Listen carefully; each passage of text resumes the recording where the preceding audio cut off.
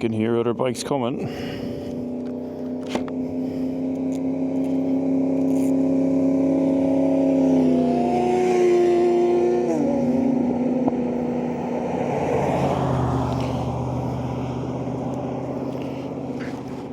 Right, let's get going again. Let's see if we can get some cool shots. We recording? Looks like we're recording. Is the noise recording? Looks like the green bar is moving up and down, so let's see what we can.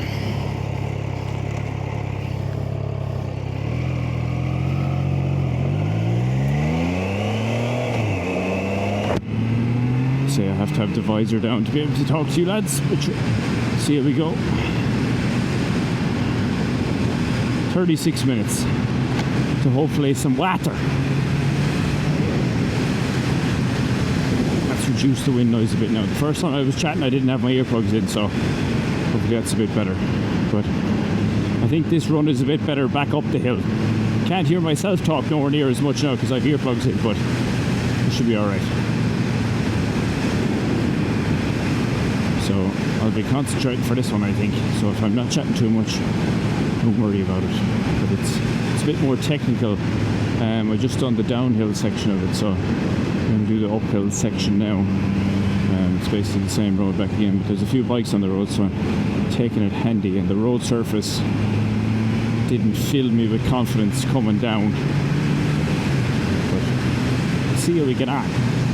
I could use it for POV cinematic footage still potentially. Just trying to focus on doing the basics well today, getting into good positions, nothing too hectic,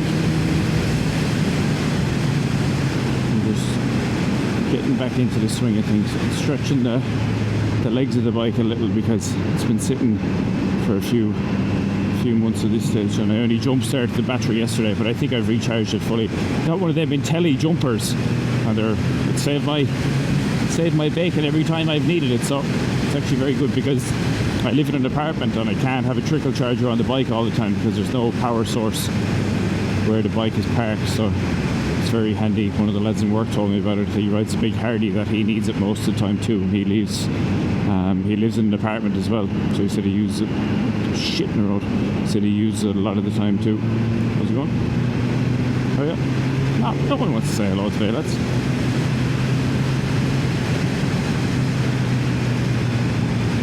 But done tyre pressures and all that good stuff yesterday, getting the bike ready and charging. Jeez, I've some amount of shit to charge now. I have to charge my helmet if I want the Senna. I have to listen to a few tunes. I have to charge my airbag jacket, obviously, but it does have about, I think is it 18 or 27 hours or something like that it can be worn for off a single full charge, which is actually pretty good. And then I have to charge the camera batteries, but I have the adventure pack for the DJI Action 5, so I have 3 obviously good batteries for that will last no bother. And then I have to charge the microphone now as well, so I have 4 things to charge every time if I want to do this. But now I have to charge the helmet and airbag jacket every time I want to go riding, but that's just the way it is. You charge it for everything these days. And they charge the phone as well for the maps, another thing. You look at that shit road surface there and just don't really go over that too hot, especially not yet. The confidence isn't. There's some shiny spots in the road there now as well. I don't like. It would fill you with confidence. You know the tyre is going to grip again. It just might slip out a small bit and it's just not a nice feeling. Tyres on the bike that I have are the Michelin Road 6s. They came with the bike when I bought it. Was the bike a year old or was it a demo? It was a year old. I paid. Can't remember what the final price paid was. It was around 10k Aussie, as far as I remember. Just about 6,000 euros. Don't know what it's worth now. I'd say it's worth about. That was 2.5 years ago. Oh, I was. Yeah, 2 years and 2 or 3 months ago, I suppose. I'd say it's probably still worth 8, 9 maybe. Couldn't tell you actually, to be honest. I'm going to get fucked here now. I won't get past these lads at all. They might be quicker than me going up the mountain. You never know, depending on how I'm feeling.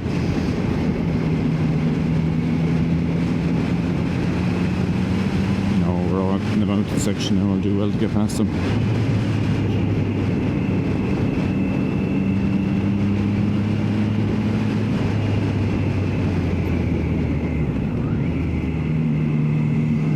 Hello lads. Len was running a Insta360. I can smell one of them, whatever that bike was.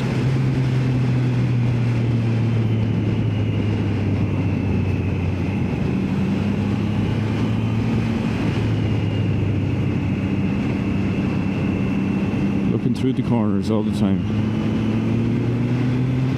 Hesitant to overtake on a day like today when I know there's bikers out there, especially on blind corners. I don't know the road unbelievably well. I've ridden it, I'd say 5 to 10 times, but it's always a couple of months in between when I come back out, so I don't know the bends well enough to know when to go or not to go. But that's just too blind for me now. Anyway, I'll just sit back. Let the lads off and just fucking tip away here at the back. Maybe it's God's sign of telling me not to push on today. Not to worry. Enjoy the scenery. Enjoy the scenery. Enjoy the smell of the fresh trees. It's just coming into... Well, it's come out of summer now, obviously, in Queensland. It's coming into... What month are we? We're in April. May, June. We're in spring. Yeah, we're in... No, we're in autumn. We're in autumn, sorry. We're in spring in Ireland. We're in autumn in Queensland, which I think is one of the nicest times of year in Brisbane or Queensland. I love the winter here as well. It's pure shorts and jumper weather for me. Back in Ireland is what I wear. I wear shorts 10, 11 months of the year, so I can wear shorts and a hoodie in the winter in Brisbane. I love it.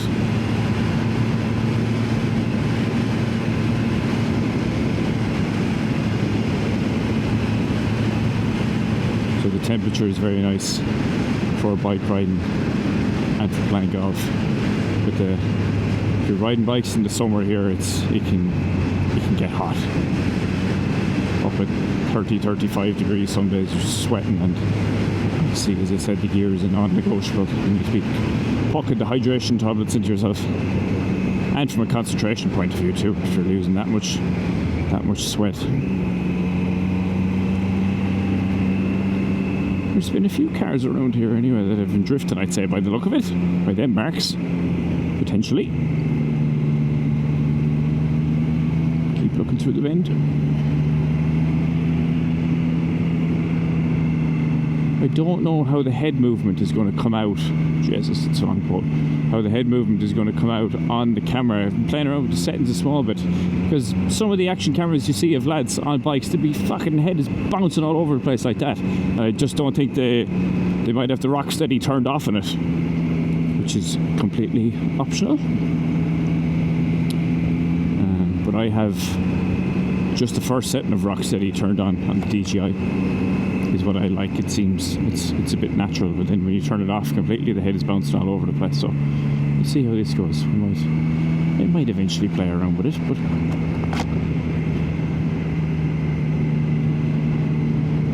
looking around, straight through up the hill. There we go.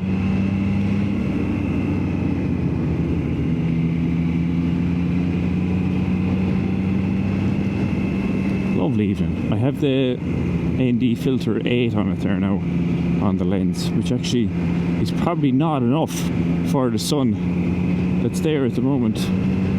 So I could do with the 16 or 32, but it's coming into the evening, I suppose. It's 10 to 4 there now. The sun will be gone down by 5:45. But playing around with the settings of the camera, I don't want to overthink it too much. I'm still out here to have a bit of fun and play around and experiment with stuff too. So looking up the hill, up the bend. Jeez, there's some rumble off that thing in front of me. Whatever it is.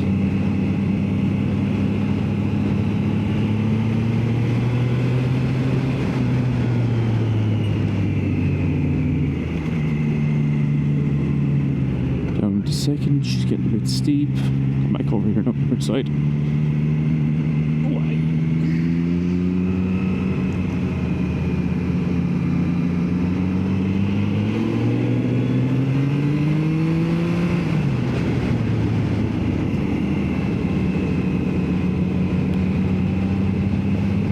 Beautiful road though, regardless regardless of being stuck behind cars or not. Beautiful scenic drive.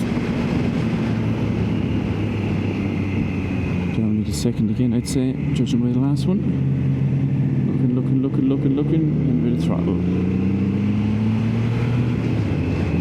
It's one thing I do definitely want to do this year is improve my riding or take more riding courses. There's a few around the place. We're just trying to get to them midweek because of working all the time.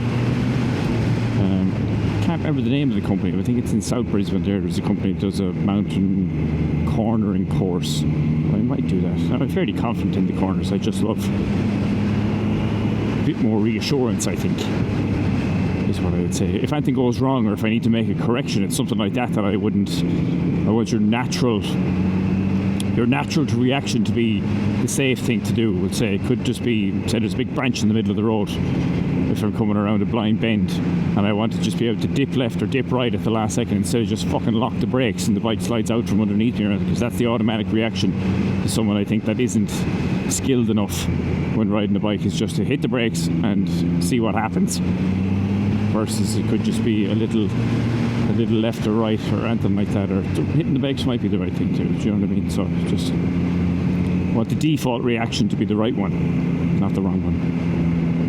You see some videos online there of fellas herring around blind bends and there's cars stopped in the middle of the road and they just have insane reaction speeds and skills to be able to just either stand the bike up and slow it down or be able to just dip left or right of the hazard that's in front of them. Should have just pulled in there for a second actually and let them cars off. Sure. City of Moreton Bay. Hopefully people will be able to understand my Irish accent if I'm not talking too fast. But we'll see how we get on. I definitely have to slow down the accent sometimes when I'm talking to the Aussies here, because they haven't a fucking clue what I'm saying. How's it going? Jeez lads, you're wearing runners. Get your toes fucking sanded off. That was an ad on Irish TV where it shows a human hand or human fingers or something like that hitting the ground. It's like sandpaper. Your toes just disintegrate. I wonder, is it too loud? If I have the visor up because I need a bit of air to my big fat head. I had a few pints last night in one of the local breweries. They were lovely.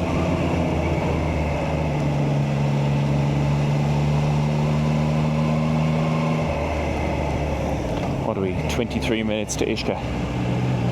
You know slug of water now, or a slug of Powerade.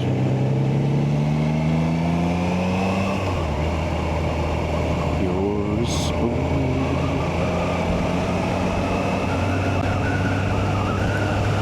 I suppose not to sound like a YouTuber, but what do they typically talk about in these videos? They ask people how their life is and you get comments underneath and see if you can share your experiences and relations together.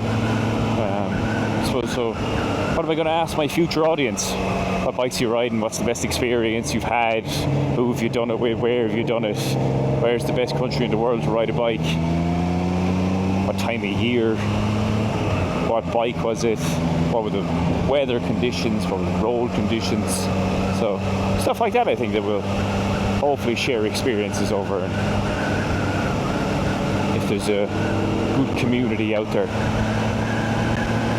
I'm a fairly introverted fella, is what I would say, so I'm never one to pull a group of people together, but who knows what you'd get in the online community. You don't see, maybe I'm wrong now because I don't put myself out there too much, but I don't think you see too many younger people riding bikes these days as much, I think. I'm not too sure, to be honest. That's my grasp on it, but from an Irish and English perspective, maybe because they cross over and the testing conditions are similar, but they're just making it more and more difficult for younger people to get bikes these days. Between not necessarily the testing, I think we're quite well trained in Ireland compared to somewhere like America or even here in Australia. I think it's fairly easy to get your bike license. In Ireland, you have to do, what is it? Do a couple of days courses anyway and then do a test. Maybe it is similar to here in Australia, what am I saying? But I got my extended license here, my A2. I got upgraded to the open license, we'll call it, so I'll be able to switch it back when I get back to Ireland eventually. But to move to the open license in Ireland, I would have had to do either sit a new test on a bigger bike or do 18 hours of extra training on a bigger bike. Bearing in mind, I done all my training on I think it was a Honda Rebel 500, which has, can't remember how many horsepower it has. And then I would have had to do all the same thing again on a 650, and I get, yeah, it's a different, I think it was a CBR or CB 650R or something like that, whatever the naked Honda is. Do all the same stuff again on that, and then sit a new test, I think, which just didn't make any sense to me. Or else do 18 hours of extra training on the bigger bike. And I get it that, yeah, you're riding a bigger bike, but the fundamentals should still be the same, right? It's just like, I think the Rebel had 50 horsepower and the CBR has something like 80 or 90, I think. And 50 horsepower is still enough to fucking kill you if you drive it into the side of a ditch. So I don't really get the logic sometimes in Ireland with stuff like that. But then in Australia, when I came over here, I just had to get my open license, all I had to do was a half-day course, 3 or 4 hours on I think it was a Kawasaki Z650, is that right? Or Z600, which was a fucking awful bike to ride. Jesus, it was horrendous. Me personally thinking that anyway. But then, yeah, 3 hours, and then 3 or 4 hours, and then there you go. Here's your open license. You can buy an R1 now. Best of luck. And it was literally just car park drills and then a bit of on-road right behind an instructor. Didn't make any difference what size bike you were on when you were doing it that day. Like, all the car park stuff, you could do it on a 125. I think they just have to show that you're a competent rider, or that you're capable. You have to do a hill start, and then you should just go out in the road, and the instructor followed behind you and gave you some feedback or instructions when we stopped every 20 minutes to half an hour on what we were doing. And if he feels you're capable enough to be able to ride a bigger bike, well, then off you go. You get the green tick. Sorry, I'm waffling now. Pure waffle.